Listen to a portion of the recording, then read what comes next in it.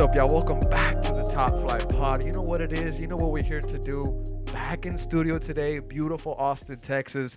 As you can see, if you're following along on screen on the YouTube version, the video version of this podcast, we have B, as usual, in the studio to my left, and a special guest. We have Eric Goodman, mate. Welcome to the podcast. It's a pleasure to have you here. Hey, how you doing, Eric? I'm doing great. It's great to be here late in the season. A lot of really good stuff to talk about, and I appreciate you guys having me on. Good stuff. Yeah, you say a lot of good stuff. Interesting stuff. I wish it was under better circumstances talking about Austin FC, but in the middle of the pod, we're going to get some Longhorns talk because that's the talk of the town recently. But B, how are you doing, mate? We got a great guest in the studio today. Yeah, man, I appreciate you coming out. I'm excited to record this. A lot of negative things to talk about, but, man, like you said, it's the business end of the season. You know, it's things are wrapping up, and just happy to be here. Now, before we get started with the conversation, I know a lot of you are here for the rumor that was speculated on social media by myself on the Discord. If you're a Patreon member, you already know, or if you were awake last night after midnight before I deleted it, you know what it's up. But that's going to come later on in the episode. Before we get into the Austin talk and everything, I want to send a shout out to Go Nostalgia for sending me this beautiful kit. Irapuato. They don't even play in Liga MX anymore. They were in first. They were in the top tier for 26 years. Then they dropped. 26 years. 2004, they went down to the third division. Yeah, I mean. Financial hardship sent them. Some problems, yeah. But Irapuato, a historic Liga MX team. You see the old FMF league badge. They don't even have this anymore. And this jersey is for sale, y'all. So if you like Irapuato, if your uncle, your father, your mom, or you yourself, if you're an Irapuato fan yourself, because it's a very historic Mexican team, hit up Go Nostalgia. They got a bunch of classic jerseys that they have on sale. You won't regret checking out their inventory. I highly, highly recommend it. And also, B, they sent us this really cool Real Madrid training kit jersey. Reminds me of Iker Casillas, maybe Van Nistelrooy, maybe even Robinho, dare I say. Robinho, somebody I think he's in prison right now. Actually, I think he is in prison. So sorry. Fire, but I couldn't put it on, bro. I can't do it. Can't do the Madrid. Shameful. Can't do it. But Shameful. yeah. But shout out to Go Nostalgia, but it doesn't end there. I want to send another shout out to Dispensary ATX for blessing BNI. B got the bucket hat. That's like your trademark. Nah, I wouldn't want to put in my trademark, man. Bucket hat B, bucket hey, hat it's B. hot going to the games, walking to Q2 after the games. It's just beer showers in the supporter section. So I love bucket hats, man. And they shout out to my G's from Dispensary ATX. They gave me the hat that you see there in the front next to the Leagues Cup ball. It has glitter in the Verde Roots letters, so it shines very nice in the light. Yeah. The texture, the quality of the hat is really good too, so I highly recommend that you check out Dispensary ATX. They just crossed 1,000 followers on social media, so for some reason that they're growing, check out their page. They got some really cool stuff. Highly, highly recommend it. But B, anything else? No, yeah, I appreciate it. It was just I saw him. I was like, hey, bro, and he's like, man, have a bucket. I was like, oh, thank you, man. I'm gonna wear this today. You know, so shout out to them. I told them we were gonna have it on the store. And we also shared it on the stories. Yeah. But okay, guys, let's get into the podcast here tonight. Top Flight Podcast Studios, we have the great Eric Goodman with us to talk about Austin FC, and that's where we're going to start. The game last night against the Houston Dynamo was extremely disappointing, lads. A derby game, playoffs on the line, sellout crowd when the Longhorns are also playing. They're literally your rivals for the fans right now. And it was a bit of a letdown for Austin FC and its fans that are watching the game. Shout out to Brad Stuver. I think he had a phenomenal game. As always, he's literally the lock that this team has. The boys, though, the other 10 players, it's been up and down. Bit of a roller coaster, I must say. And the chances last night, they fell. The chances last night, they came. But they could not finish their dinner, like Bali loves to say. And Coco Carrasquilla, with a beautiful bicycle kick, sends his team maybe halfway into the playoffs because Dallas did beat the lights out of LAFC, which makes Houston wait just a little bit more. But Eric, your general thoughts on the game last night, Austin FC versus Houston made. I mean, any general thoughts that you had from the gameplay? Well, the thoughts, first of all, is that if you were just to look at the stats other than goals, you would have thought Austin would have won the game. I mean, they created enough to get it done, and the chances fell to players that have scored. You know, they fell to Sebastián Driussi. They fell to Alex Ring, who, even though he's not the most clinical finisher, has scored some big goals for this club. And it just didn't happen. John Gallagher, as we see some of the highlights, these are players that Austin has relied on to score big goals. And you know, this is just exactly the way you wouldn't have wanted to go out if you're an Austin fan, because all season long, this team just hasn't been able to convert chances. And, this is the kind of thing where if it was just one game, it would say, oh, just a bad night of finishing. The ball didn't bounce our way. But it's been the entire season like this. And, even if there's not a clear explanation for what's going wrong, you're seeing the pattern.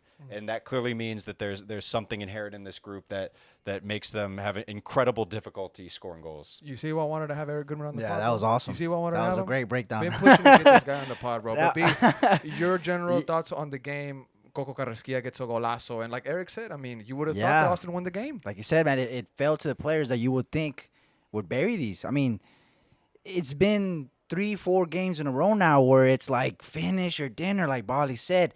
Wolff always says it after every game. Literally copy paste his response after the games. We created chances. We couldn't bury our chances. He even said, "Phil, you could have scored that," which was wild. But he's right. We created chances. There was a point in this season where we couldn't get a shot off to save our lives, bro. Now we're getting how many shots off? 18 shots now, and we can't bury it. Most all season, I think that was maybe most in a game. I think during MLS, you're right because LAFC was a big talking point, but that was Leagues Cup. That was Leagues Cup. But 20 something, right? Was it 20 against 22, LAFC? 22 or 20, more than 20. But the point that I'm getting at is that like we couldn't get a shot off to save our lives. Now we got shots galore. We can't bury one. And not only that, you look at the chances. If you really break down the chances, they're from inside the box. They're like right there. It's like around the box, around the 6-yard box, and we couldn't just get it in the back of the net, brother. Now, guys, the lineup is kind of what everybody has been asking for as of late. They want the real number 9. They want Josh Wolff up there, or Diego Rubio at least. There's been a lot of criticism for Sebastián Driussi playing in that false 9 role. We see him in the center attacking mid position. But I have criticism for Driussi last night against Houston. You could say, like, hey, it's not his job to score every goal. His job is to create chances. But he wasn't even doing that for me last night, guys. And maybe you guys have a bit of pushback on that. I know Driussi has been under the magnifying glass as of recently because of his antics on social media. And his gameplay hasn't been there. The last goal that this gentleman scored in MLS play was in May. That's not acceptable. It's not acceptable. He did score in Leagues Cup. Fantastic. But in MLS play, we need you, man. This team needs you week in and week out. And when he's not performing, it hurts not only himself, but the team around him. And why do I say that? Last night, the connection between Osman Bukari and Sebastián Driussi was non-existent. Body language, the gestures, no communication, no dialogue and say, hey, I want the ball here. Can you send it to me that way? Nothing. And I'm very alarmed by that situation because these are the 2 most important players on this team. And guys, if they're not clicking, things are going to look very grim for this team. And as you said, B, Josh Wolff can only take the horse to the water, but you can't make the horse drink it. And I say that all the time, but it makes so much sense, man. You can put these guys in positions to score, but if Owen Wolff is the only one that has the cold-blooded and the calm-headedness to do a pump fake and send Sean Johnson to the wrong way, what are we doing, guys? What are we doing? But Eric, your thoughts on the lineup last night? I mean, Sebastián Driussi thoughts maybe? Yeah, I mean the lineup I think is you said it exactly right. Like Josh Wolff brought the horse to water last night. He did. In other games. And he's put the players in position. So from that standpoint, I saw some criticism that because O'Brien has been hot of late. Mm-hmm. Leaving him out of the lineup, but his best position is right wing. You're not going to sit Osman Bukari at this point. He's creates tons of chances. He also finishing is going to be something that I think becomes a story and something to watch for him because we haven't seen him score. We've seen him have some opportunities that he could have done better with. With Driussi, I think. When he first came here to Austin, I would have agreed with you. His job is not necessarily to score the goals. He's to be the number 10, to draw defensive attention and free up things for other guys. But then he has that 2022 season. He scores 25 goals if you count playoffs. And then he gets the contract that makes him a top 5 highest paid player in MLS. At that point, he's getting paid because he's shown he can score goals and because the expectation is for him to score goals. And when he's the one who has multiple good chances fall to him and he can't capitalize, he doesn't have the composure, then the team is just going to fall in behind that and pick up on that trend. You think that's kind of contributing to the frustration that he's clearly showing on social media? I mean, in a game where he was suspended and he should have been watching film, studying his teammates, how he can make them better or whatnot. He's on social media, retweeting fans. There's a lot of criticism to that, Eric. I mean, you have any thoughts on that? So I try to be a big proponent of like giving people the benefit of the doubt, thinking like, what's the best case scenario here? I think it's very possible that Seba was at home. He noticed that there was criticism online, and he just wanted to draw attention in a way to use it as motivation for himself, kind of to keep receipts, because in his mind he thinks this can be turned around. And that's a good point.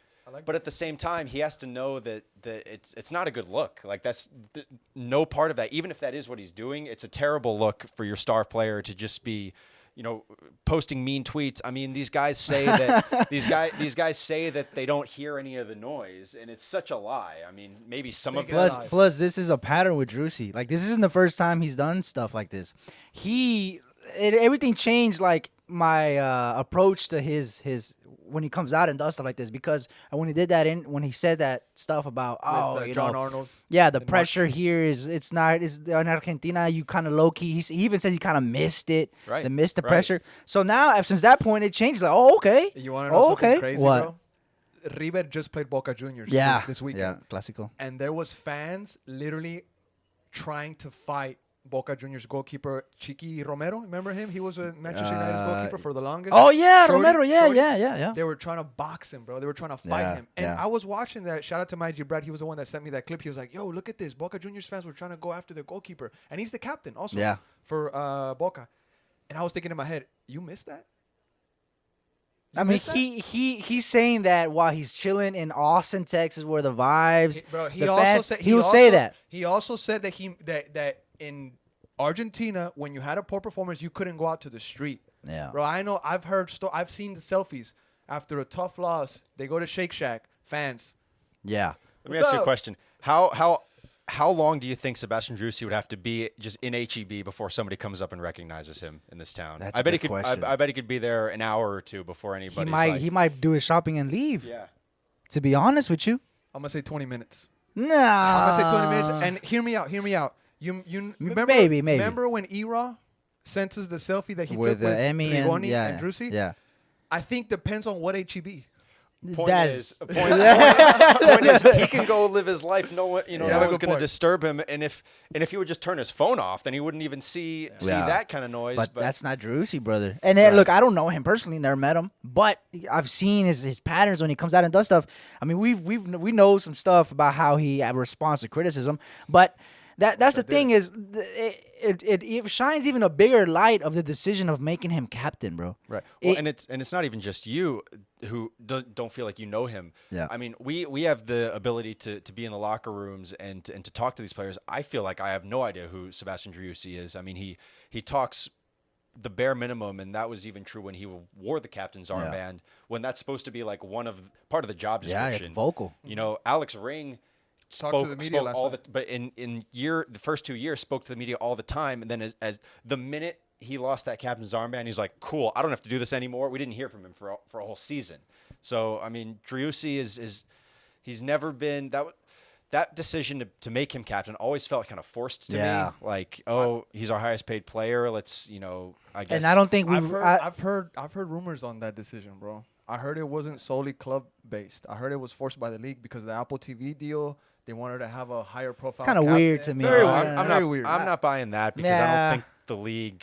Why would they get it? They would not. Plus, there's no way, man. I just don't see that being. Fair, but to your point, I mean, that decision. I don't think we've recovered from it, and I don't think we're gonna recover. I think that decision changed our trajectory in the season, bro. Maybe I'm looking too much into it. Maybe And then just for it to go back to Alex Ring. Just for it to go back to Alex Ring, he couldn't handle it. It just was too much of something. It's just not in his wheelhouse. It's not as part of him. He wants to play make. He wants to be that player. He's not the guy that's gonna to be vocal like Alex Ring. Alex Ring was just so clear cut the captain. No, just to close out the topic on Driussi, we don't want to talk about him too much. There's a lot more to talk Plus, about here tonight. after the Vancouver game, we let him have it, man. Oh yeah, we let him have it. Yeah. And fans were saying that it was disrespectful. Fans were saying that they were disrespecting the best player the city has ever seen. Seeing him ask for a sub, really, like, seeing him ask it's clear, and then not get it. He's doing this, and he doesn't crazy. get it, and he's just like, all right, I'm done. Like, that's crazy. Well, and it is good to bring that up because he is still an incredible player. He has led this team to all the best moments that we've witnessed for Austin FC. So I think the interesting part is like, is this a temporary, just terrible run of form that he will eventually recover from, even if it's next season, or is this a sign that it's just no longer working for him in Austin, and that it's time for the club to look at making a move? Speaking of that, there has been some speculation that has surfaced on social media in the recent weeks about Flamengo, Monterrey from Mexico, I think Palmeiras, also River Plate is the obvious one, that are after a guy like Sebastián Driussi. And like you said, Eric, he's still a great player. He's still a fantastic person on the pitch. Like, this guy will definitely work out where he's motivated. I used to think, and I even still do to an extent, that not that he would start and be a great player anywhere in the world, but if you saw him on any roster, on any club in the world, he wouldn't be out of place. Like, I think he's that quality of player that he can hang with just about anybody, and especially when he's playing well, then he can impact a team in pretty much any league. And maybe that's why fans are saying, why the disrespect? Why the hate towards Driussi when we should be kind of like nurturing him or helping him? But then there's also fans that are saying, hey, are we done with the kid gloves when we're handling Driussi? Are we finally done with that? Are we ready to, pitch it out? Because you say a very important thing, Eric. You said he's been part of our best moments. But what are those moments? A loss in the Western Conference Final? That's our biggest achievement. Well, Copa Tejas? Beating Dallas to get to the Western Conference Final was probably the top moment. For sure. But if in my opinion, I agree. In my opinion, if you don't deliver a trophy, the season is not meaningful. The season can be chalked off. You know what I'm saying? I'm not going to hang my hat on a Western Conference Final that I lost to LAFC 3-0. I was there.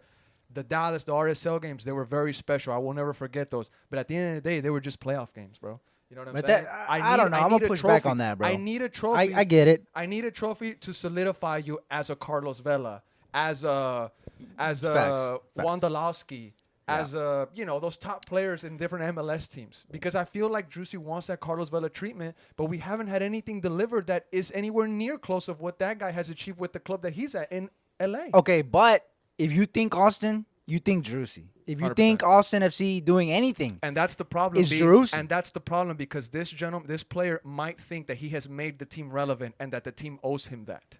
I see that sometimes, B. Bro. But is that not maybe true in a way? Are we that small of a club? Bro, look at the 4 years that we've had, brother.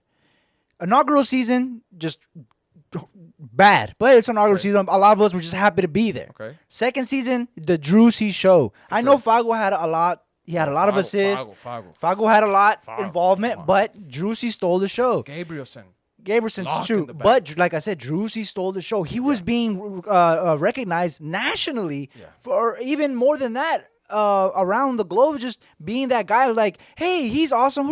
Austin? So now it sticks with him. And then now 2 seasons after that have been just absolutely horrendous. You have something to say to that? No, I was just agreeing. I mean, he was the best player in North America that season. I mean, he couldn't do a thing wrong, and I think probably papered over a lot of really deep cracks in that roster. And we could be here all day if we were talking about what happened after 2022 and how. So in a way, it's kind of true, bro. It's just in a way, it's kind of true. I can't go with that, Bigor, because everybody always talks about the 2022 season, right? Yeah. Everybody always says it was fantastic. Well, what else are we going to talk about, bro? Yeah, but, exactly. But for me, it's like, guys, we didn't win anything that year, except maybe Copa Tejas back-to-back the year after. I think the question is Sebastián Driussi still the kind of player that could carry Austin to a trophy in the future? I think so. I think so. And honestly, some folks are saying that the coaching staff is wasting some of these players. I mean, I don't know if Sebastián Driussi can fall into that category. I think he's a great player. But like you said, I mean, the coaching staff has put these players in positions to score. I mean, 18 chances against multiple teams. I mean, at that point, what's really the problem? Yeah, wasting to me would suggest like, he's being put on the bench. He's not being used, or he's being played out of position. I don't think that's fair to say. I think James Rodriguez, Real Madrid. Right. Perfect. So, really good point on that. It's Real Madrid mention number 1. No, keep twice. Twice? Twice. Yeah, I said Casillas, Robinho, Van Nistelrooy. Gonna keep the jar. If you're taking a shot with these Real Madrid references, you're done by now. That's two in. But okay, guys, Sebastián Driussi against Houston, 90 minutes played. XG of 0.36, 0.7 assists expected. He had 40 touches on the night, 88% pass accuracy, 1 key pass, 4 out of 5 long balls completed, 1 shot on target, 3 off target. I know he grazed the top of the crossbar with a header that was at point blank range. That's when he scores 10 times out of 10 in 2022. Yeah. He did not miss that. Yeah. He did not miss that chance in 2022. Honestly, I agree with that 100%. And Bukhari finishes the night with a 7.2 match rating. He only played 68 minutes. I thought that they were going to take off Gallagher and bring on Obrion and keep Bukhari on to try to get a goal. However, Bukhari had a bit of a poor game against Houston, and I think he's just very dissociated from the team. I really want to see a Bukhari that's more actively involved with the play creating. I want to see him cut in and take shots himself. There's been a lot of criticism that all he does is run down the wing, look to the middle, and put a ball in. Yeah, he doesn't look integrated, man. It takes. I mean, he's only been here a few games. It's gonna take some time, of course. He got his goal off already. It would have been a much bigger. We would have had a much bigger magnifying glass had he not scored yet. But I just think it's gonna take time for him to fully integrate. It doesn't seem like he's, and it's obvious. Before I ask the next question, Eric, you have anything you want to add on Osman?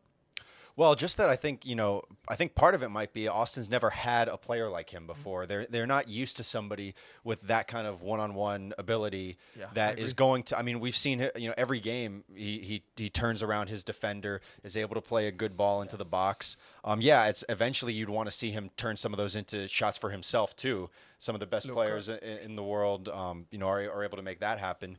And it's the kind of player that takes time to integrate, and also Josh Wolff has always been this way with players that he so closely monitors their physical output and is so cautious about when guys show any sign of slowing down or looking like they're tired. He usually takes them off pretty quickly. Not Driussi. I want to ask you this, bro. How much influence or power do you think that David Tenney has in those decisions with high performance situations? Because you said they're very analytical. Yeah, it's true. Yeah. If Dave Tenney says, "Yo, this guy only plays 40," Josh Wolff will probably only let him play 40. How do you think that relationship is? I think Josh just values that kind of perspective more than a lot of coaches do, and Dave Tenney is also champion in Seattle, champion in NBA, if I'm not mistaken. I know he worked with the Orlando Magic for a long period of time, but go ahead. Yeah, but exactly. I think Josh is very, very mindful of that. Of he calls it high performance, like players running, getting to the point where they're low on energy. I think it was against LA. He took out Bukhari 8 minutes to go. I think.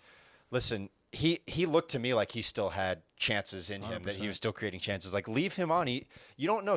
Tired players can score goals too. It's not like if you're gassed, you forget how to shoot or how to play. Some guys just slow down, recompose themselves so that when the chance falls to them, then they can expend that energy. I agree. Plus, it's also a lot easier decision to make when someone's suggesting, hey, all this analytics and fitness. It's a lot easier to make that decision when we've been performing how we've been performing. The game had we been going off, you told me Bukhari's scoring a goal, then the next game an assist, then the next game a goal, then the next game an assist. You think someone's gonna be like, hey, he needs to come off? You think Wolff is not gonna push back on the decision? He will. He probably will, if he's performing. But the things have been the way that things have been going. It's two things I want to mention. I feel like the world of football, the fans, they're not caught up yet with high performance analytics that go on with soccer, because there's not a day that goes by or a weekend, because games are mostly on the weekend, that somebody says, why are they wearing sports bras? Yeah. They're not sports bras, dog. They have something in the back of they have, a little chip thing or a little monitor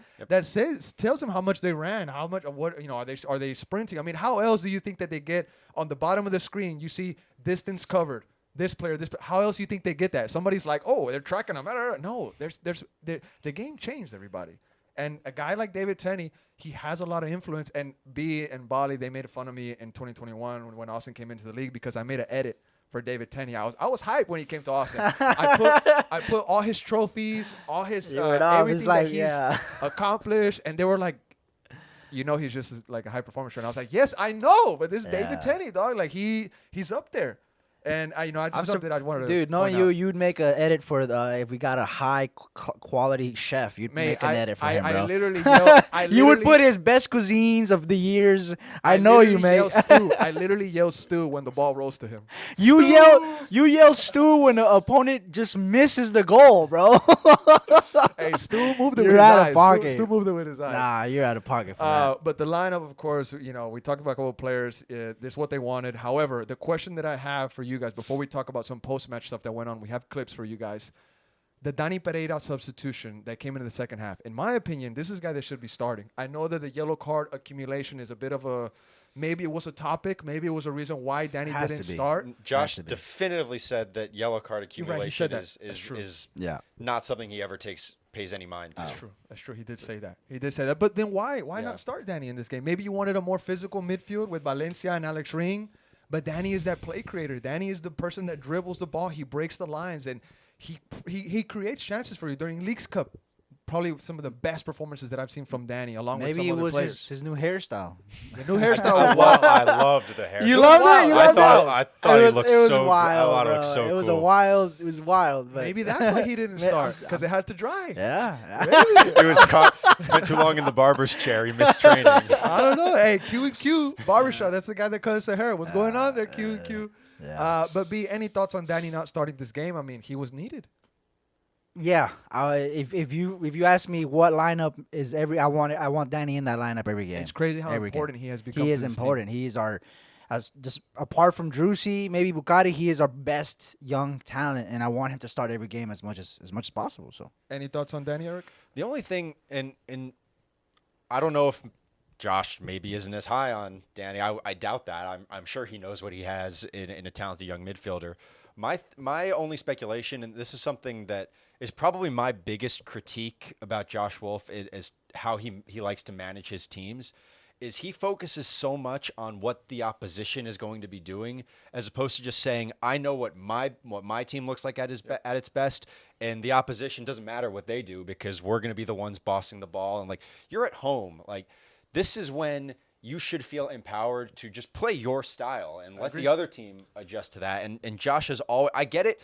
He said this against LAFC. Listen, if you're going against Olivier Giroud and Boanga, I get it. You do need to, make decisions to slow them down specifically. But when you got Houston coming in at home, unless he really did think that the best thing for his own team and to create chances was to put Valencia there as opposed to Danny, then I don't know. I can't imagine. Valencia, also a player that has came out publicly speaking to a radio station in Colombia, that covers the Cali team and some other teams out there. The league really down there. Valencia's a champion down there. That's when we got him. But Valencia pretty much saying I don't get any minutes and I'm looking for options. He said MLS, but he said that there's a team in Brazil that is after him as well. And, I think that's another player that we're probably going to see let go here soon. And I don't think that would be a big loss for Austin just because they never used him he's never been as effective. Now, part of it is on him. I mean, he's not great, with the ball at his feet in the way that somebody like Danny is, even Alex. Yep. He's a great ball winner and can really pull down the defense, but Austin signed him to be more than that, and he hasn't been. Yeah, he was, how would you word it? I don't want to be too harsh. He had the best reception from the fans too. He had the best, I remember we were there, and there was 60 to 70 people there. Valencia. They were all happy to see him there. He was a champion from Cali. It wasn't the best, though. Who was the best? Rigonis. No way. No way. Valencia had a way better reception at the Fairmont. I don't know, man. Rigonis had smoke. There was a tunnel for him. He walked through they made a walkway for him to walk. Chat. If you were at both events, yeah, that's a good question. Who had the better presentation or the better receiving by the fans? Was it Rigoni at the Fairmont or Valencia at the Fairmont? I think Rigoni, bro. Valencia also, he turned around and he talked to the fans. Rigoni had a walk. He had a walk to him, bro. They literally dropped him off at the end of the block. He had a walk. It was like he walked down a red carpet type of thing. It was and then to see how he turned out was crazy. Yeah, so reception does not equal.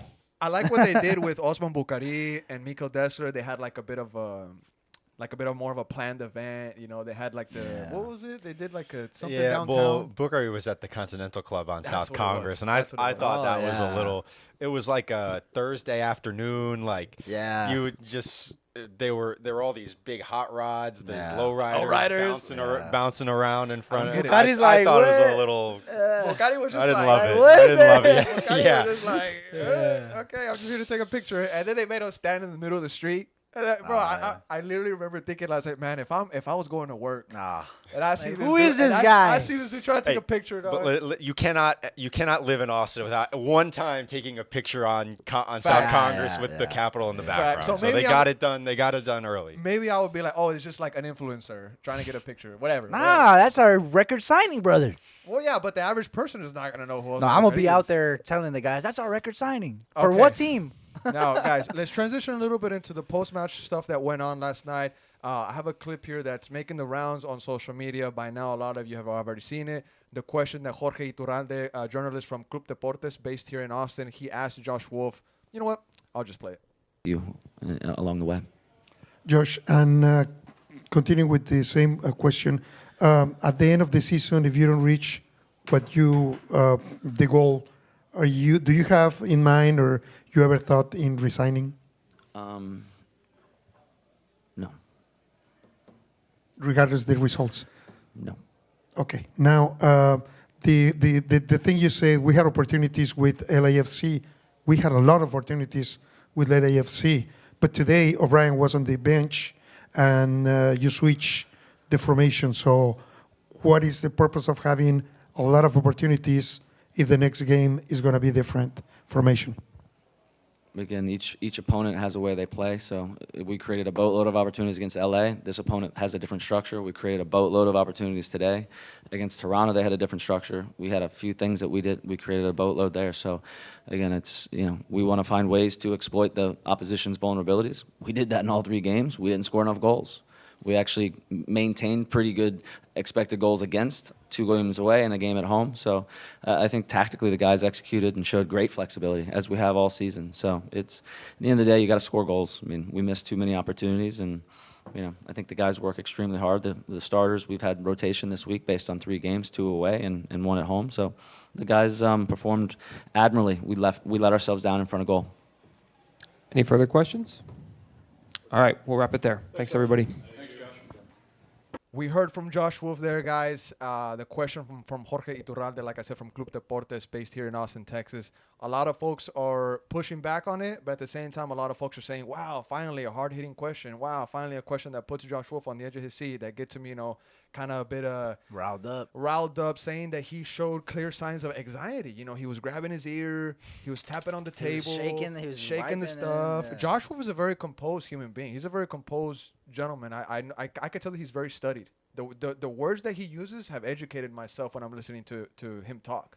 So this is a guy that knows the body language technique.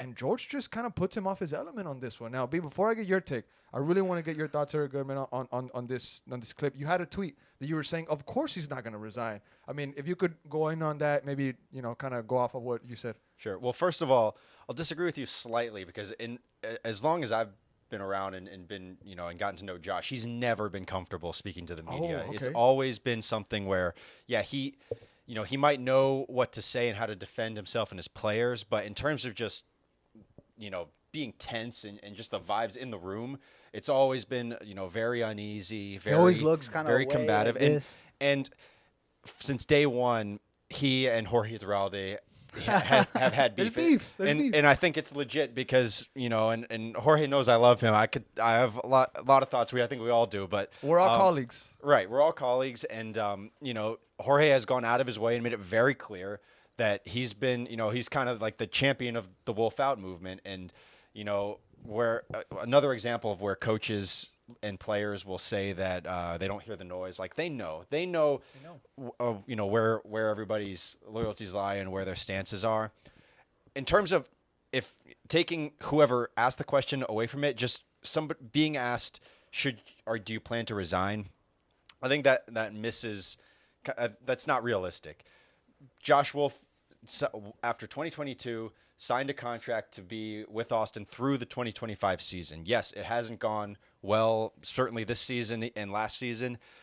In his mind, why would he sacrifice a year of that contract for the sake of the club? I mean, I've heard people say like, oh, he should do the right thing for the club. Josh Wolff, no one owes the club anything. There's not a player on Real Madrid, on Liverpool, Chelsea. No club in the world, no team in the world is anybody putting the club above their own priorities and their family's priorities. And unless Josh Wolff has another offer to go be a coach somewhere else, be paid similarly, there's no chance he's going to resign, nor should he. He's under contract. He feels like I'm sure he still has confidence in his own coaching abilities. I'm sure looking forward. I mean, I don't think he plans to retire from coaching. That would be maybe he just started. Yeah, right. He just started. So if you're not totally hanging it up, and you don't have another offer to take immediately, then resigning is not even an option. I doubted it ever even crossed his mind. I agree. But I do think it's fair to ask Josh, if these results have him feeling like he might not return as Austin FC head coach because the team is going to move on from him. And just like you said, Eric, we're all colleagues. Massive respect to what George does. His studio is top tier. I've been in there. You've been in there as well. B's been in there as well. There was a moment where we thought we were going to be recording in his studio, but luckily we got blessed with another area that we were able to, settle in and do our stuff there. But George was nice to us. He said, hey, man, if you want, we can work something out. You can use the studio. It was a tough moment for us, and George reached out Olive Branch. So I always have thanks for him for that. However, my criticism to George is that he has great questions to ask, but he doesn't deliver them the way that I would want them to. His delivery is not there. Maybe it's a language barrier kind of thing. I think that's maybe part so. of it. Maybe so. I think there's been a lot of times where Josh Wolff unfairly has said, I don't know what you're asking. And I think that's a bit unfair. I think. Well, I'll just let you know that at least for half of this season, I've noticed Josh Wolff does not answer Jorge's questions. 100%. He made a decision at some point this season to say, I'm done.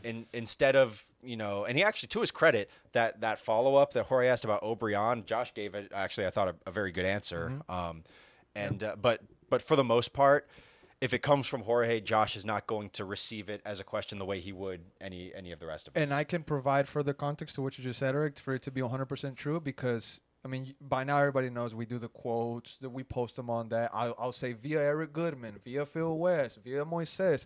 I rarely do post about George because he doesn't have questions that are answered.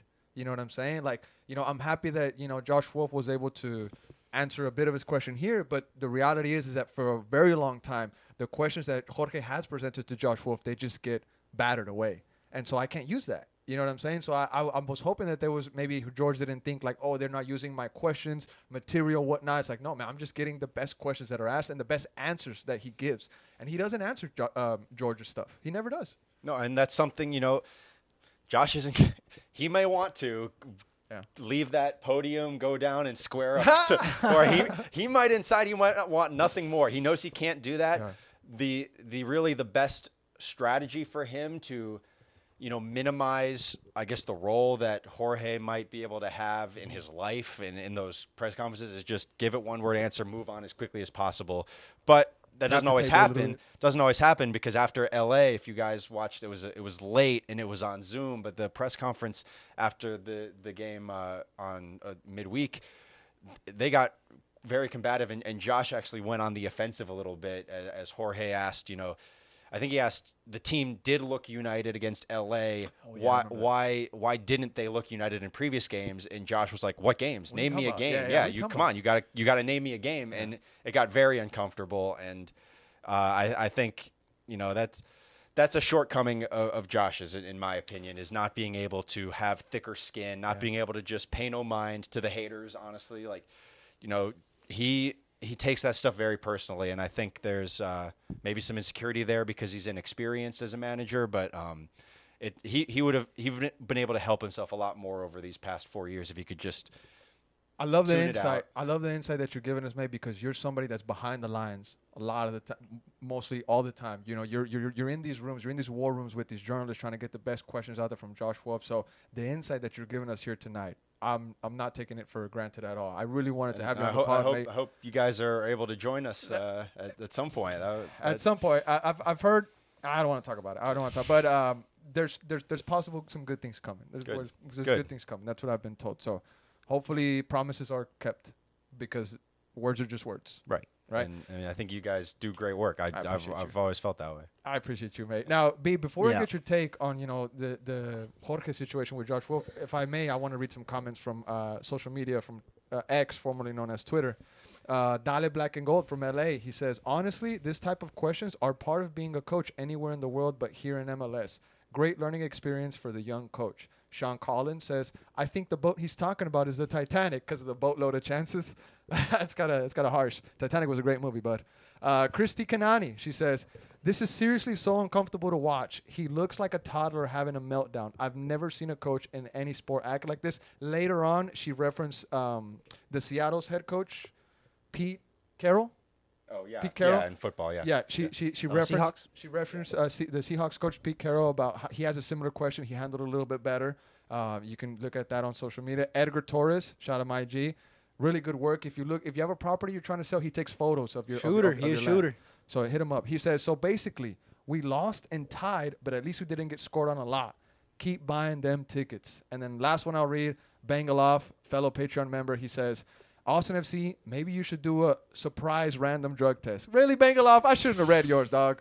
I shouldn't have read yours, Bangalov. I should have known better. But B, any thoughts? Any thoughts? Look, bro, he's kind of speaking facts. Wolff, if he's looking at it like his job is to look at the opponent that Austin has, figure out ways to create chances against his opponent, and hopefully bury some to win the game. He said, LAFC created chances, didn't bury them. Toronto created chances, didn't bury them. Houston created chances, didn't bury them. How mad are you as a coach if the fans are coming after you and your players exactly aren't scoring? Exactly. So in other words, I'm not gonna. In other words, to summarize what I took from that was like, hey, I figured these three teams out. I figured them out. We created chances. I did my job. I did my job. Damn. I created the chances.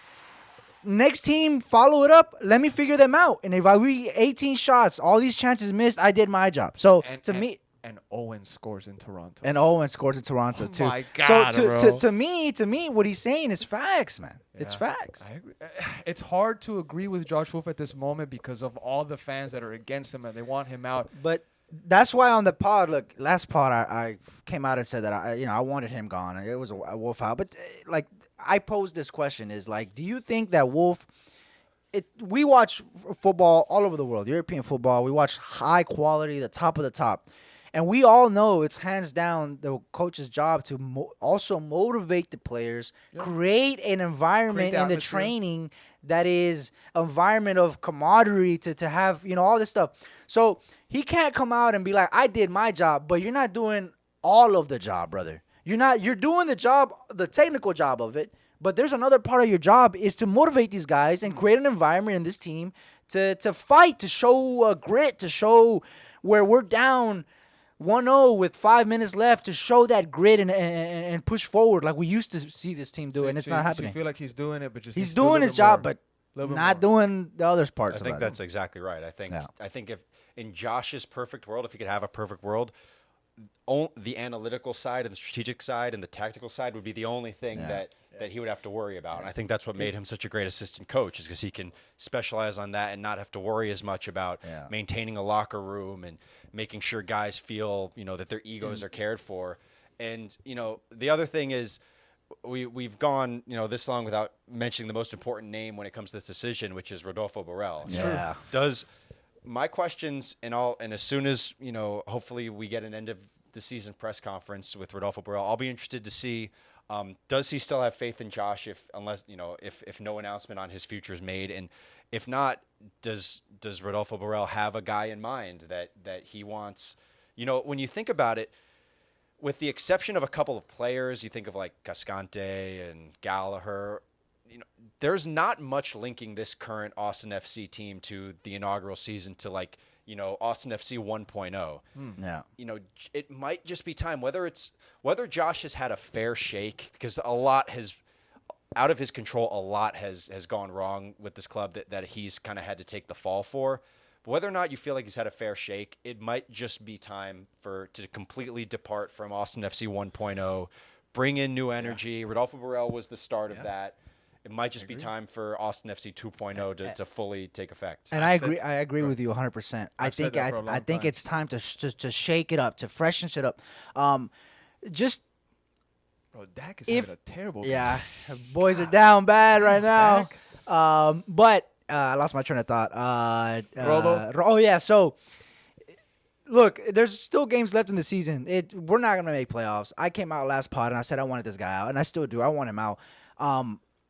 If he stays, and we're speculating because we don't know, but if he stays, it's gonna say a lot about Rodolfo and his relationship with Precourt and the ownership in general of how they want to, I guess, their ambition to the team. Because I would always preach in the beginning. I always saw signs from Anthony Precourt that he shows ambition, that he wants a team that's good on the field. And I'm kind of slowly eating kind of my words a little bit. If he stays, it's a definite for sure. Mate, you could be like Tucker. Tucker said that he realizes that he was wrong, and he's now without Monterrey. Well, but let me give you one reason where if it's announced that Josh Wolff is still the coach to begin 2025, let me give you one reason why that might be the case without thinking that the team is just happy to be losing. Mm-hmm. We've seen that Rodolfo Borrell, obviously, he's so connected to Europe, which operates on a completely different calendar. And Rodolfo is probably going to want to know exactly who it is coming in to be the coach. Mm-hmm. Perhaps he's got a name in mind that is only going to be free when it comes to the end of the European season, which would be around mid-season for MLS. So if Josh comes back, I think there's a very, very good chance that it might be on a prove-it basis, or maybe even on just a basis of, we're going to give him till midseason and then make a change. So you're saying that he could stay based solely on timeline problems? Yes. I think this is a perfect point to interject the rumor that we've been speculating on social media for the past couple of days. If you're a Patreon member, you already know about it. I mentioned it late last night when I was on the way home because they kept on nagging and saying, hey, come on, let's get it. And I was like, you know what, you guys low-key deserve it. I'm gonna put it out there. And I said that I was going to talk about it here today. I checked with Eric. I was like, hey, Eric, is it cool? We dropped the rumor. I don't want there to be any problems. He said, yeah, fine, it's cool. B, obviously, when I told you today in studio, you didn't even know about it. I told you today in studio, like, okay, cool. And I think this is the perfect moment because we're talking about Josh Wolff's future. We're talking about future coaches for Austin FC. So here it is. The information that has been presented to me in the last 48 hours is that there is a team in MLS that is after Josh Wolff. I don't know how much they are after this guy, how much if they really want him, or he's just a candidate or on some kind of list. But there is a team in MLS that wants Josh Wolff to be their head coach in the near future. That team, Atlanta United. Why this makes sense to me? All his family is from Georgia. He has two sons that are from there. He has one son currently playing in Atlanta United right now, Tyler Wolff. He went to Europe. He came back. He has all his family over there. He was recently asked what he thinks about going back to ATL when he can, and he's like, yeah, this is home, though. Austin is home, right? This is where his job is at. And another bit of information that is being sent to me, that is presented to me, that I'm being told, is that obviously, Eric, like you mentioned, there's money on the table. There's another year of contract that still needs to be paid out to this guy. I'm not going to say the number that is needed to be paid out to Coach Wolff because I could be wrong in that sense. It could be higher, it could be lower. So I'm going to leave that. I will tell you guys, look, I'll just write it down here. Yeah, you told me earlier. Right there. That's what it is, B? Take a look. Yes, sir. Yes, sir. If you're Atlanta United and you really want this guy, you'll pay it. Yeah. But if you're Austin FC, the FO, the ownership, you don't want to pay this out. You don't want to pay that amount out because, and I'll tell you why, B. I'll tell you why. Because the fans are still going to go to the game. The games are still going to be sold out. Merch is still going to be sold. Shirts of the month are still going to be forced down fans' throat. There's still things that are working for this club that the ownership is like, the coach is the last of our problems right now when it comes to making money. So here tonight on the Top Flight Pod, I'm saying ATL is a candidate for Josh Wolff's future. They want him. To me, it makes sense. But there's money on the table that is preventing it to happen as soon as a lot of you Austin fans would like it to be. And as Eric said, It could be the summer. I believe that 100%. I think he's going to stay the whole year of 2025 because Austin is just not in a position to take another financial L. They took one with Cecilio. They took one with Ruben Gabrielson. They bought out Ambro Tarek. They bought out Emiliano Rigoni. I mean, how many more L's are you going to take financially, brother? And according to rules, if I'm not mistaken, the money has to come from the club if you're going to terminate your coach. Unless another team comes and picks you up, then they take on that contract, or there has to be a mutual agreement that terminates it and no money is paid out. Reference the Pochettino situation with the U.S. men's national team. But B, before we get your take on it, mate, Eric, I want to get your thoughts on the speculation, this rumor of Josh Wolff being a candidate for the Atlanta United head coaching job. Does it make sense? So there's a lot in there. Listen, Atlanta United doesn't have a coach. They fired Gonzalo Pineda, and they've been, they're going to be spending this offseason looking for a coach. Shout out my G Gonzalo. So, listen, could it make sense for any manager, anybody with MLS managing experience? Sure, I could see him being somebody that they, especially given Josh's ties to the state of Georgia, to the southeastern United States. Now, and for that reason, I think if Josh, I think it would be a great move for him if he could find himself coaching Atlanta United. That is one of the biggest clubs in MLS. It's in his hometown. Championship team. I mean, I think Josh, that would be a perfect place for him to land. The obvious question is why? What would Atlanta see in Josh that makes them think that he's a guy that they want, that they're interested in? And at this point, I mean, it's tough for me to say.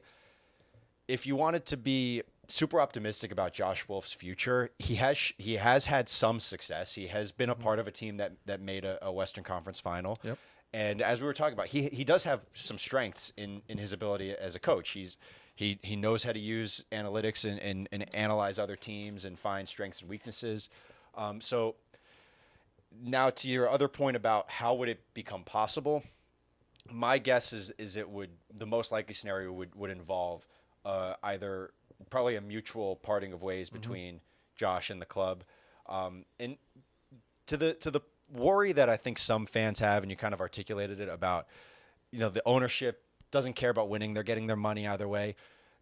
Maybe that's true. I don't think it's true, but let's say even if it was true with like somebody like Anthony Precourt, Rodolfo Borrell is the man in charge, and Rodolfo Borrell wants to win, and 100%. He is working so hard to make this a winning club. I mean, he's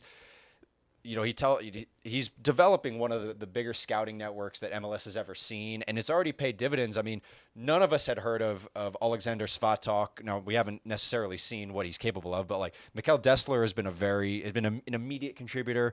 Osman Bukhari is clearly the type of player that is a difference maker.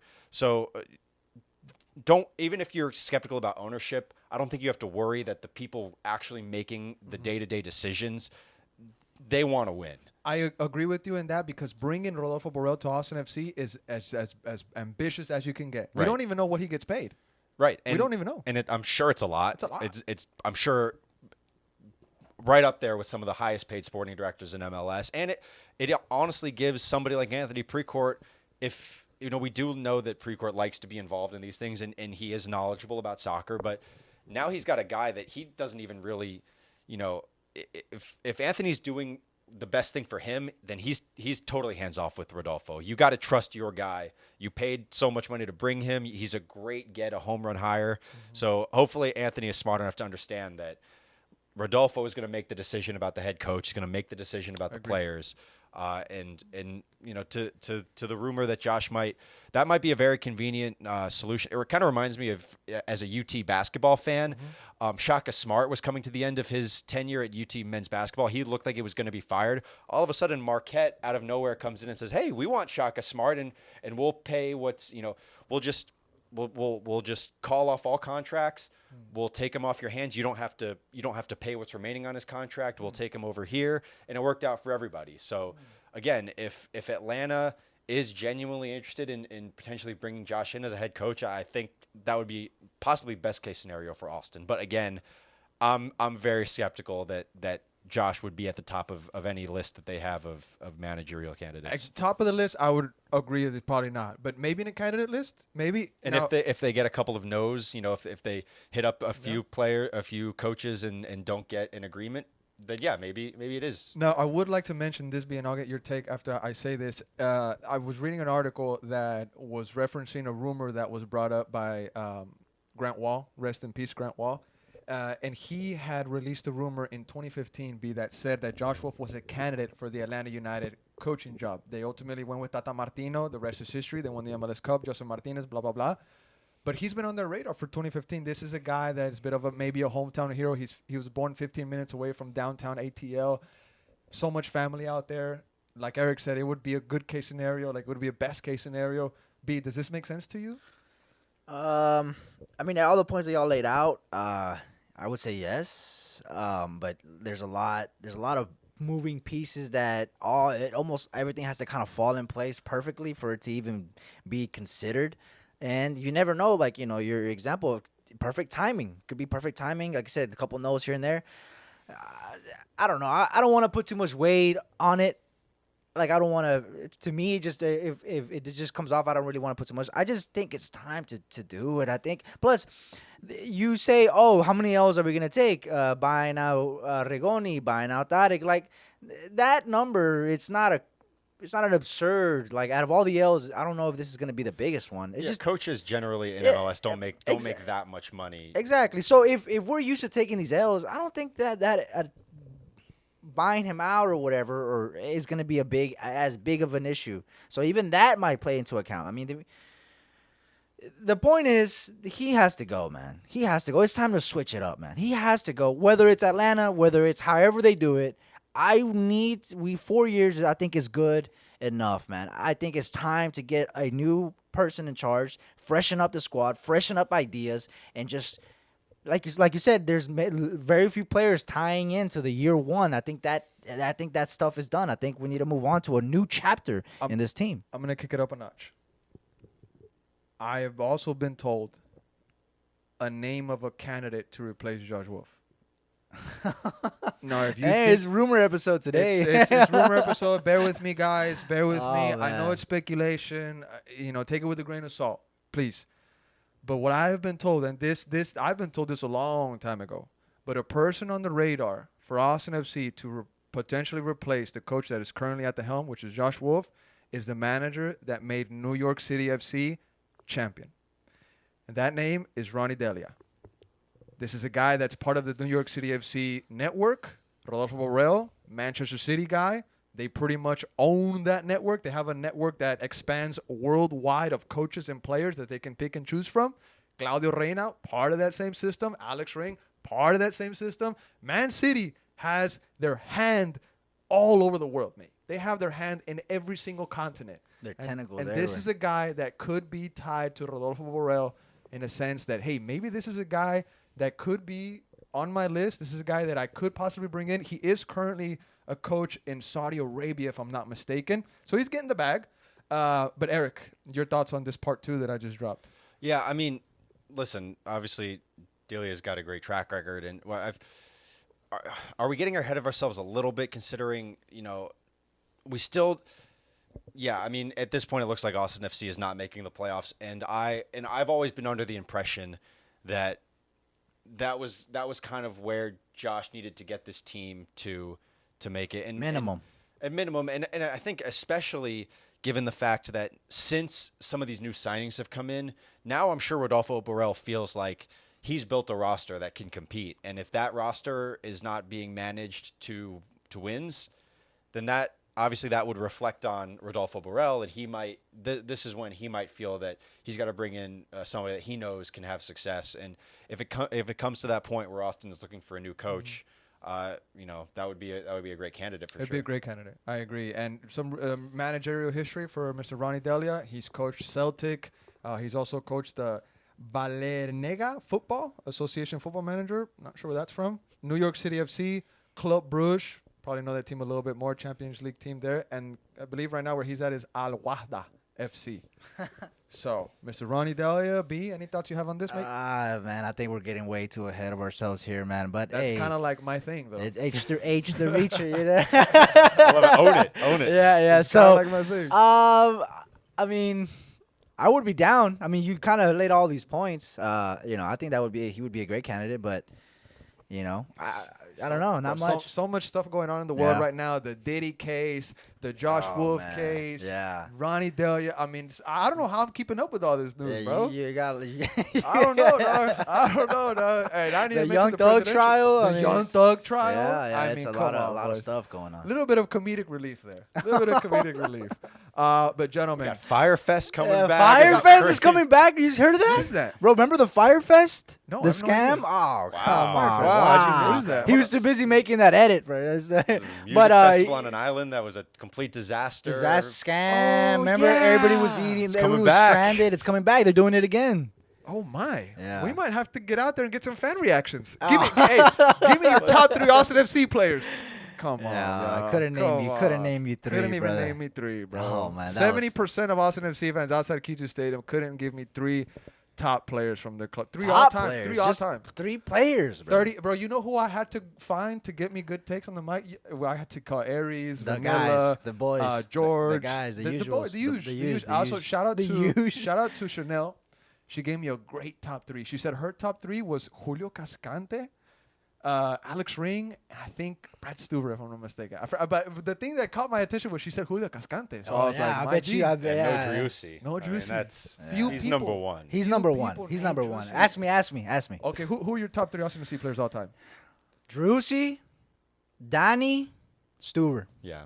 I'm gonna Easy. I'm gonna go with Driussi, Diego Fagundes, Stu. Oh, I forgot about Diego. It's one of yeah. It's Danny those and four, it's it's those four. in Those some 4. order. Yeah. Danny has a little bit more work to do, but he is gonna be a legend. But to in be this fair, city. Cascante is probably him or Ring are probably 5 and 6, which is kind of speaks to the state of these 4 years of Austin FC. Where you've got an average level center back and a defensive. Pause. So Me- last night we had an Yeah. argument leaving Q2 Stadium. Yeah. I was saying Julio Cascante is a great MLS center back. And I was like, he is a good He is a good MLS yes, center he back. is. He is a He would not good- let it go. I was like, look, he is a good MLS center back. I I was wouldn't low-key call him mad. to be a great. I was low key. Yeah, I was talking about your boy. Yeah, we'll be mad Walker too. Zimmerman is a great MLS There he center goes. back. There and, you and go. Julio Cascante is not Exactly. Walker Zimmerman. Facts. I can't brother. disagree with that. Yeah. I can't disagree. Okay, gentlemen, we kind of got through Rumor Valley right there. We're coming up on a horizon. We're like the Spanish conquistadors going up and seeing the city of Mexico for the first time, saying that it was like a dream.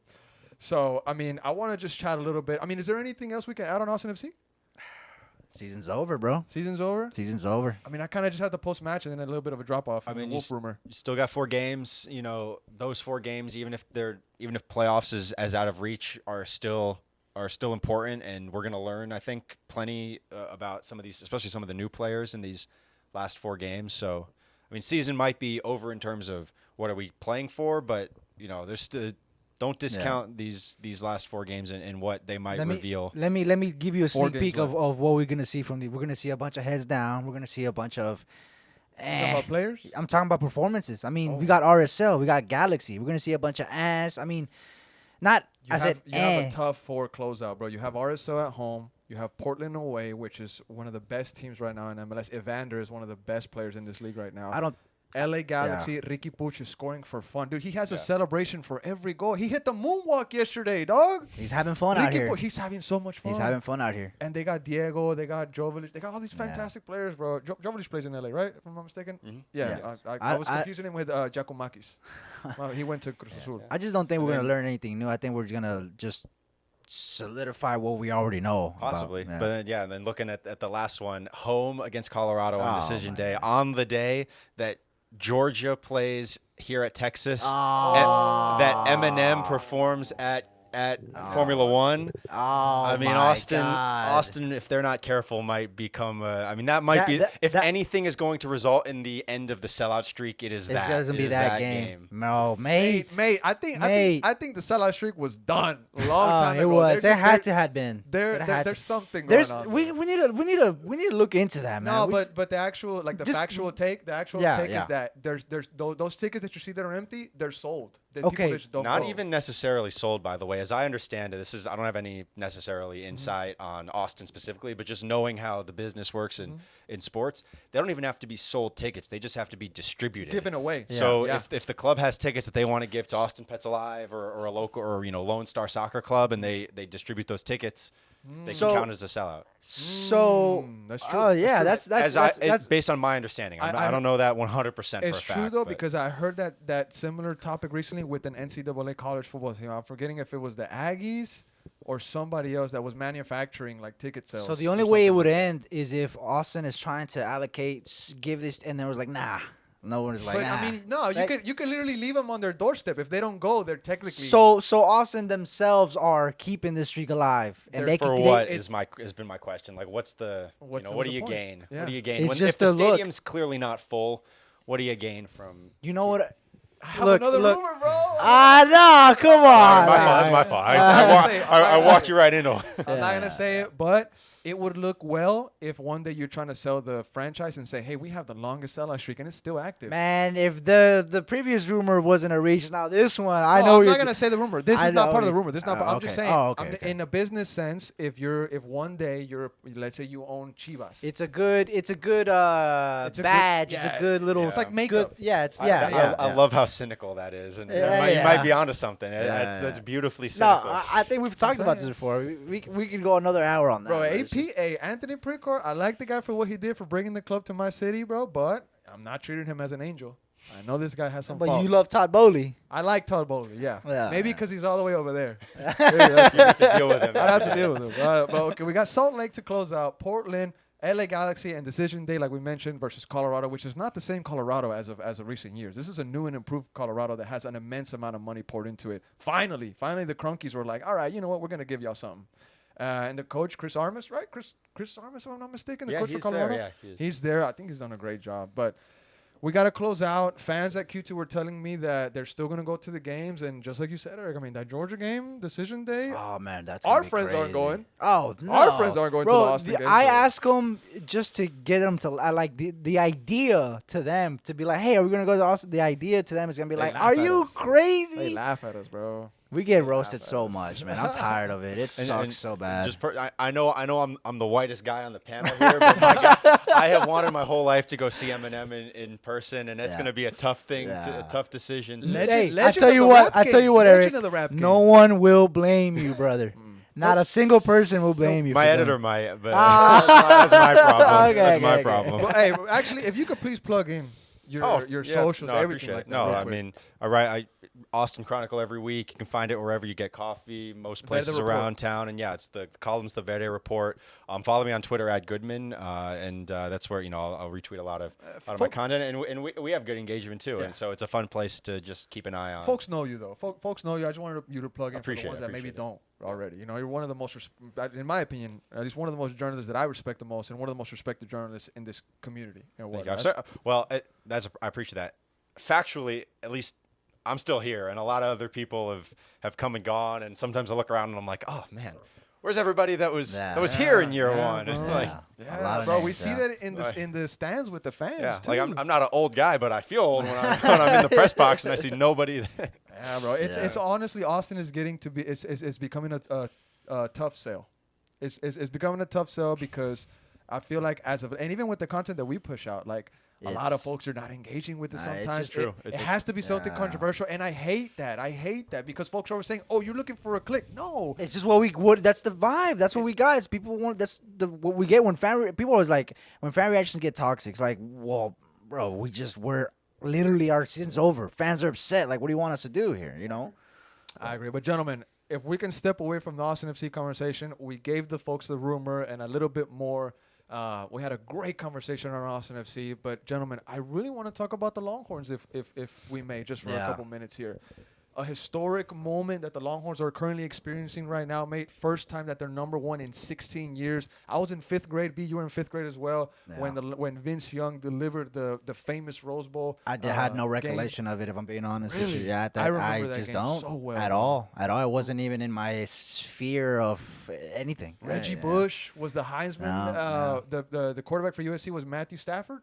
Matt Leinart. Matt Leinart. He's USC legend. He just signed his name on the wall. I saw a video of that. I mean, a bunch of great players came from both of these sides, and I'm so proud to this day that we won that game. And I'm happy that we're now at a moment where we're in a position to be back in that.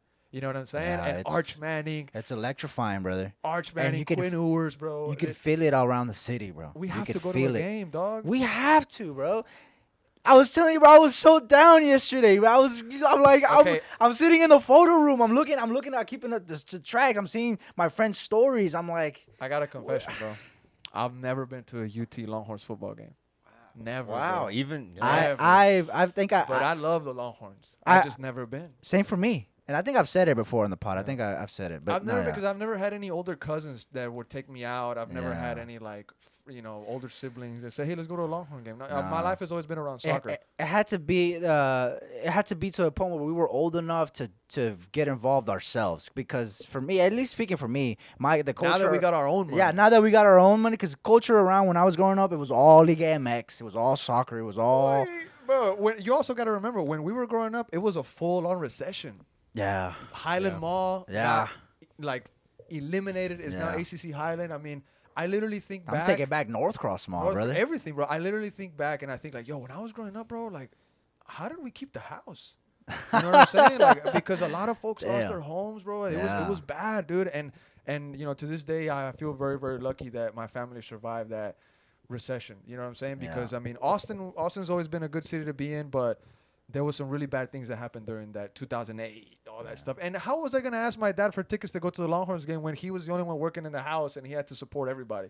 He was going to be like, man, get a job, bro. Yeah. Pick up the shovel, dog. There's some work to do in the backyard. But even then, when the games were on TV, even then I wasn't really that involved growing up. It got to the later years of my life where I started watching NFL, and you were a big Spurs guy. I was a big San Antonio Spurs fan of NBA, NFL. That's when I was like, I got old enough to understand the sport and to lean in that way because my whole DNA of growing up has always been soccer.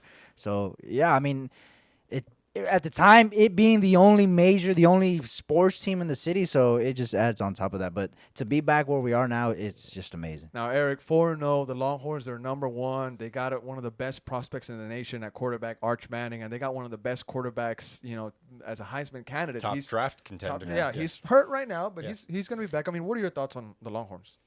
I mean, they're obviously in a great spot. I mean, it's awesome to see them voted number one. It means so much less than it used to mean. And barring something crazy, Texas is going to have to go into the Cotton Bowl and take care of business against Oklahoma. Oklahoma's coming off a loss to Tennessee, so Texas will certainly be favored in that game by quite a bit. So, assuming you get through Mississippi State, who's terrible this year, you got to get through Mississippi State. You got to get through Oklahoma, and then most likely we're looking at a 1 versus 2 matchup at Darrell K. Royal Stadium. Good game, brother. I mean those come around once in a generation. 1v2. Yeah, bro. It means a lot less than it used to. There was a time before any of us were born where a 1 versus 2 regular season game could decide the national champion. They didn't play bowl games beyond that. So this time it will just be a matchup of 2 great teams that theoretically could actually play 3 times this season if they meet up again in the SEC championship game and then maybe even again in the playoff. Yeah. So I mean, we're looking at a long season, but it's going to be a long fun season because you got talent. It's here in Austin, bro. It's here in Austin. BKR, bro, that's crazy. It's crazy to me. That's here in our backyard. And the energy's there, and Chris Del Conte at the athletic director level has done a great job. First of all, he hired Steve Sarkisian, which was a home run hire now in retrospect. Even though I actually wasn't. I mean, Sark's head coaching record before he got to UT was not great, but everybody understood he was a gifted offensive coach, so it was a great hire. The game day atmosphere has totally come back. I came to Austin to go to UT back in 2015, and when I was there, it was I think year 2 of Charlie Strong. Then it was Tom Herman. So when I was a student there, I mean, it was a ghost town sometimes outside that stadium. Nobody wanted anything to do with the team, and now the energy is back. Number 1 in the nation. College football is in a weird place, but I mean, we're not going to complain. What's your take on the transfer portal? because that shook a lot of stuff up, man. I mean, that's like a transfer window, literally. We Colleges- benefited tremendously. I mean, you Well, would Texas will 100%, but think about the smaller schools.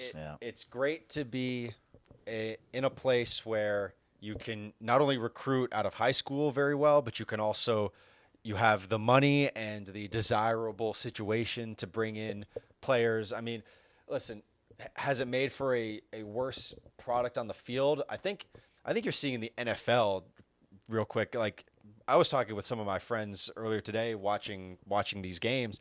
This is some of the worst quarterback play, some of the worst on-field product we've seen like in our lives, and I think a lot of that has to do with the transfer portal and the guys coming out. I mean, you look at the guys who have transferred. Anthony Richardson was a transfer. Bryce Young, actually, no, Bryce Young was not a transfer, but C.J. Stroud, Joe. I mean, a lot of these guys. And when you transfer, you don't spend 3 or 4 years learning, just understanding an offense, learning how to execute. You really just join a team to go out and like win. sling the football and you just make plays. And when you get to the NFL, at least, that doesn't really work as well.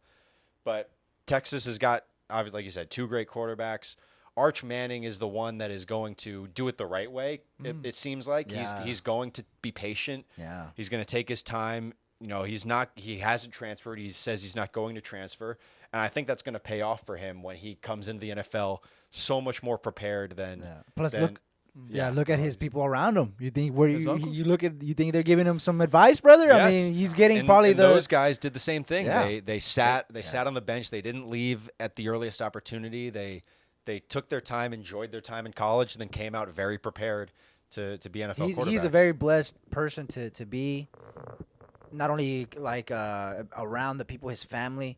If he can take those tools and everything and really push forward. I mean, the sky's the limit. It's crazy. And also, didn't his family tell him like, "Yo, you're gonna go to UT"? And also, there's videos of him as a kid saying that he wanted to go to UT, Arch Manning. But his family is like, Texas, "No, you got to focus on UT." I know there's a lot of drama with Quinn Ewers or whatnot, but I respect Arch Manning for just sticking through the process and trusting the process because Quinn is gonna have his moment. But It's almost like perfect storm. It was Perfect good. storm. It I was agree. good that Quinn was good enough so that we weren't have to force to push him and rush him in. It's a great time right now, bro. And the reality is, Texas might have the 2 best quarterbacks in the country on their roster. Damn. That's Really? crazy, bro. That says a lot about the rest of the country. There just aren't that many great Yeah. quarterbacks in college football right now. I mean, it's like Shadur Sanders at Colorado, Yeah. Carson Beck at Georgia. But like, listen, you give me any of those 4 quarterbacks to choose from.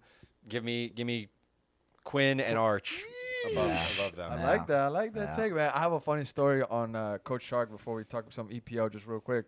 The other day, I was leaving work, and I'm currently working downtown around West 6, and I was passing by the hospital. You know how you go underneath it and the walk is over it? I passed underneath it, and I was at the next light, and I was waiting for the green light, and I see a dude pass right in front of my truck, and I was like, that's Coach Shark. And I honked, and he had AirPods on, and I shouldn't have honked, but I honked, and I was like, Coach, who come over? But he got scared. He was like, oh, and I was like, my fault, Coach. I shouldn't even have done that. I honked like little beep. He's crossing the street, He's crossing the brother. street. Oh, He's man. crossing All right, street. Sebastián Driussi crosses the street. Does anybody honk at him? Nah, hell no. Nobody has. I'd honk and hold it. Nah, that's cold, bro. That's cold. But look, guys, EPL, just real quick, some conversation because we love the English Premier League here in America. We had Chelsea with a fantastic result, bro. They absolutely beat the lights out of West Ham. That 3-0 scoreline flatters West Ham. It should have been 6-7. I mean, we absolutely destroyed them. The game was over. It could have been over in 30, 40 minutes. It was essentially over. If we would have got that 3rd goal in the first half, it was over. Lopetegui was furious. Lopetegui, He was bro. so... I've never seen him that pissed. You could hear him on the mic on the TV. He was like livid. Crazy story about Lopetegui real quick. When he was hired for Real Madrid, literally a day before That's the World fourth Cup. reference. Damn it, you're right. Literally a day before the World Cup, because he was gonna coach Spain in 2018, right? In 2018, 2018, he was gonna coach Spain. He gets hired by Real Madrid. The Spanish FA sack him the day before the World Cup. Fernando Hierro assumes that position. Spain has an atrocious World Cup. He coaches Real Madrid. Literally the worst season in Real Madrid's history under Lopetegui. They crashed out of the Champions League, La Copa del Rey, and La Liga in 1 week. Yeah. And to Barcelona. Yeah. It was insane. And it was when Vinicius Jr. was first brought up. He was very young. Valverde was very young. Rodrigo was not in the picture yet. Mbappe was just a thought at the time. And they were just missing so many chances. And at the end of the day, they had to sack Lopetegui because they were in danger of some bad results. And it's just very unfortunate for Lopetegui. It's a coach that I have some sympathy for him because I feel like life has been a little bit unfair to him. But Real Madrid are the reason why it was announced. Yeah, Madrid announced Real it. Madrid did this. There shouldn't have been a problem, though. But there shouldn't have been. Why do it then? There's no that doesn't benefit. It's only the reason why it was done is to Like a PR stunt. like we're bigger. Like Real we're Madrid- bigger than Spain. Real Madrid's coach Yes. is going to be coaching Spain. Yeah, I like see what it you're was saying. like a flex, and see it what was you're messed That's up. that's how. Why am I forgetting his first name? But Perez. Oh, yeah, Florentino. Florentino, Yeah, yeah. Came to Austin. that's how he does his business. He's very big ego, and I'm a huge fan of the Spanish national team. That's my heritage is from Pound Spain. it. So, Really? I Really? mean, Your heritage is from yeah, Spain? oh yeah, What- I've got what near part? Valencia. Yeah, so Very fascinating. Valencia would be my club. They have You have a lot of Spanish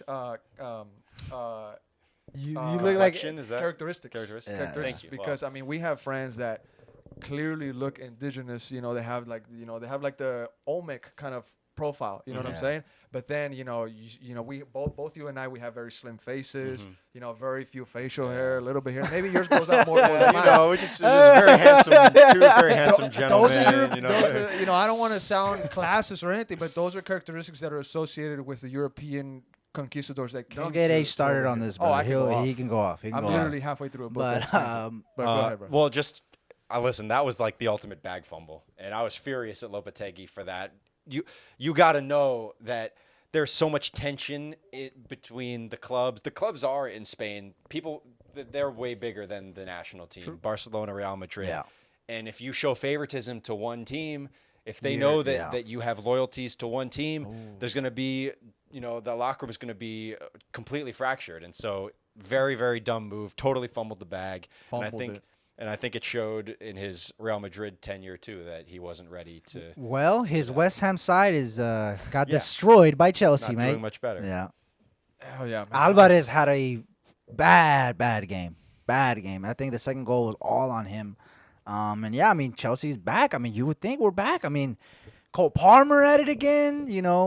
Jackson, despite all the criticism, Nico. he's bagging him in. I know he has performances. You're like, this guy is really bad, but then he scores a brace. So yeah, Some other results, mate. I wanted to talk about Chelsea because I know you're Chelsea through and through. You have a team in the EPL, Eric? Not in the EPL. I like You to just watch follow the it. league? I'll usually gravitate to like one team per so year. so Spain, pretty much the national team. Spain is There's that like my number one soccer? loyalty is Spanish national team. Okay. Then Valencia, and then Valencia. when they're not good, Atletico Madrid. Valencia's I- a I- tough one.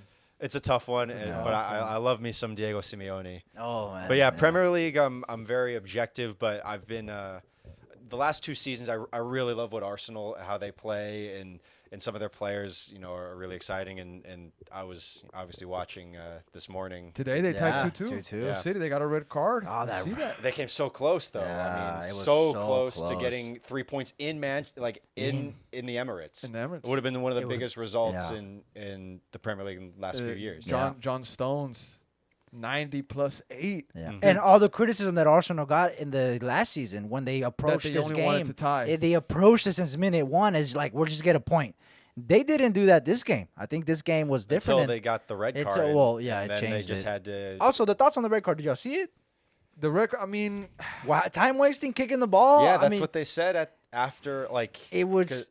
Look, reminds me of the Declan Rice situation. Yeah, it's exactly like the Declan Rice. It's like, I think it's people are gonna come out. I mean, Arsenal fans are gonna be like, bro, don't kick the I ball. mean, like, I hate to harp on Druussi, but we saw him do Yeah, that. he picked did. up the yellow card and he Everybody- suspended. Yeah, He but suspended. I thought it was a ridiculous thing. I mean, I actually understood the second yellow more if it was for Yeah. the foul that happened. 'Cause Yeah. I thought that was a but hard technically, foul. technically, it's a yellow though. Big You know, shot, it's just big shout out to Ipswich Town. oh, They're out of relegation zone, mate. it's still early. They're brother. getting nothing but draws, but that's kind of what they're gonna need to get if they want to stay up. So big shout out to Ipswich. I like to follow a team in the He's a EPL every year. bandwagon. Yeah. No, but I like to follow stories. Ipswich Town is a great story to follow. I mean, we love a town. I love a town. We love a town. Yeah. You know, and their stadium, like all this stuff had to happen for them to be able to bring They're the to new league. guys. They're the new guys. They're the tractor boys. Like they're a very agricultural team. Like they have a horse on their logo. It speaks to me. I like Ipswich Town, mate. But gentlemen, before we get out of here, just real quick, some La Liga results. I want to put an emphasis on Barcelona because they are not slowing down, mate. I mean, one of the seasons that everybody had them written off, so they were gonna go into we did. They were gonna go into pretty much a recession almost, It was man. Crazy, man. They beat Villarreal today 5-1.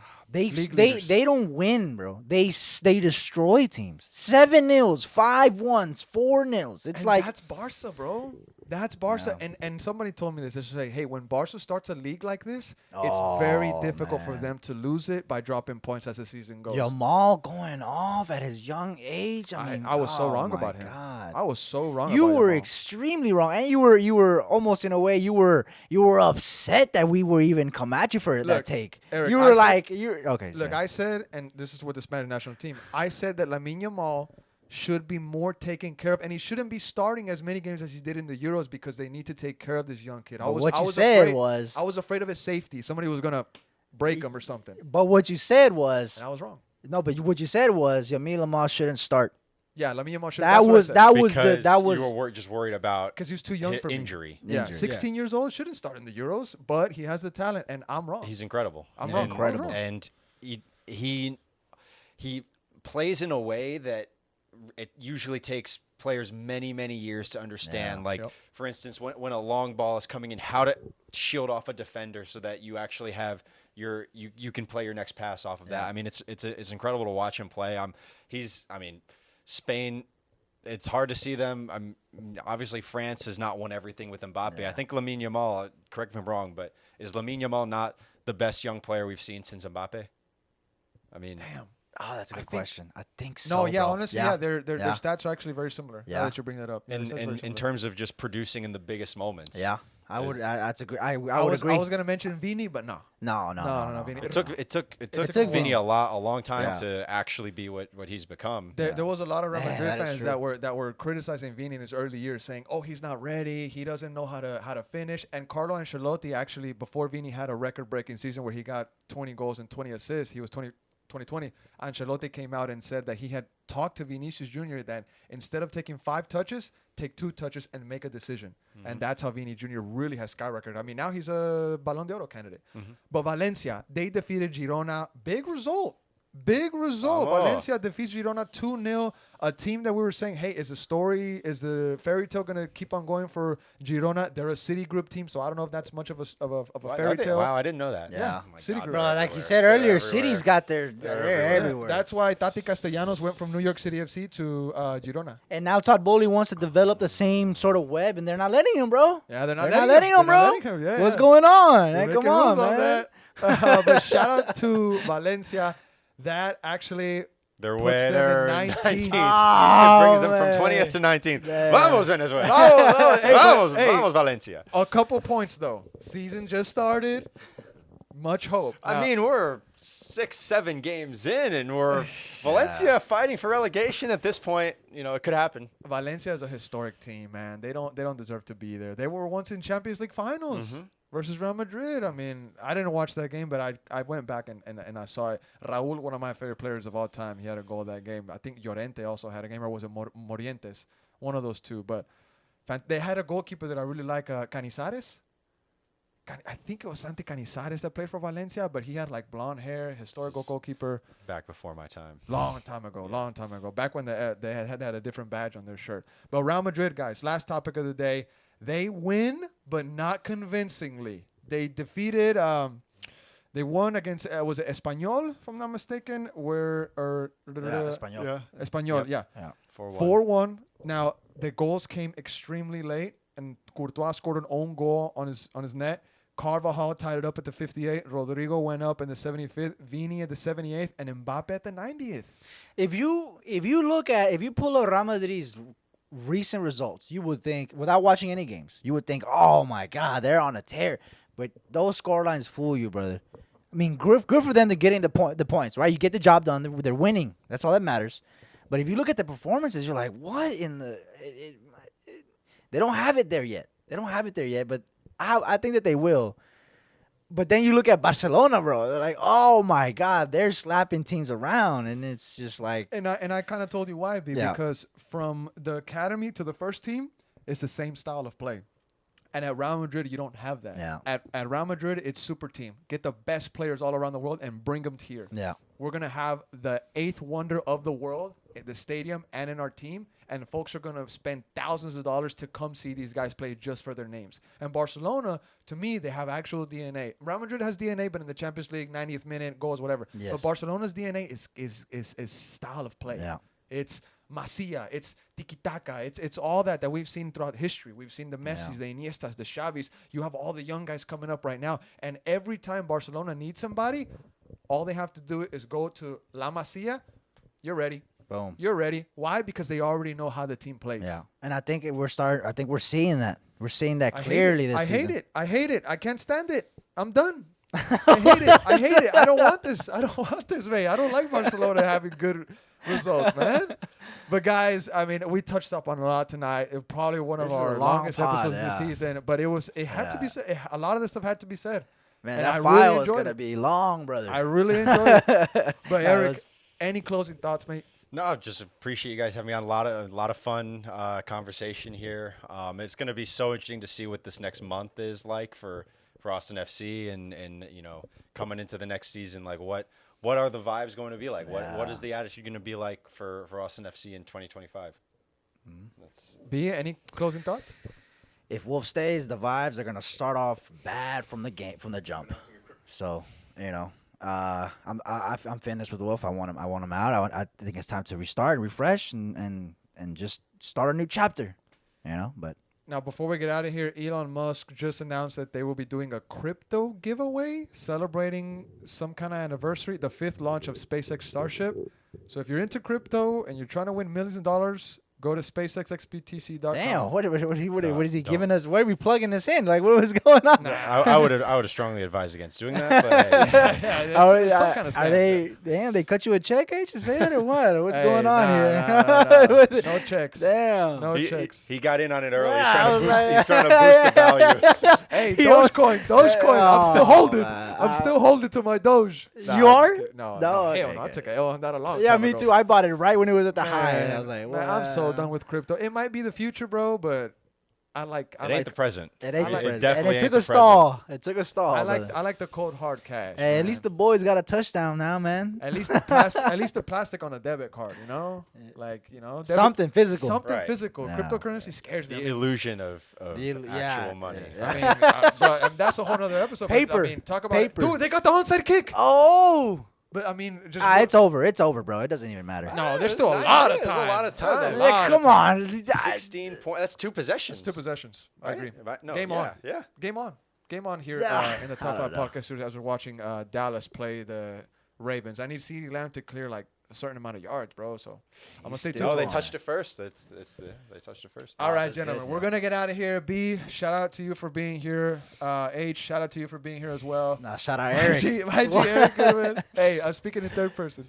Eric, thank you for being here, bro. As always, I mean, This is a I great told pod, you brother. we really wanted to have you on here. We had a couple rain checks, right? We were like, hey, we wanted to have you before, but things happen, and I'm glad we finally got it done. Yeah, I didn't hear it. This all must have gone through my agent. I didn't hear it. I didn't hear it. None of this made it to me. So now you got my number. You can call me directly. Yeah. Shout out, my G. Well, we're gonna get out of here, guys. Hopefully you enjoyed the podcast, and we'll definitely be having some more content for you guys here soon. I'm H, this is B, this is Eric Goodman. Make sure to follow this guy on all social media platforms. Follow his work, support him. Thank you for joining us, and we'll be here soon.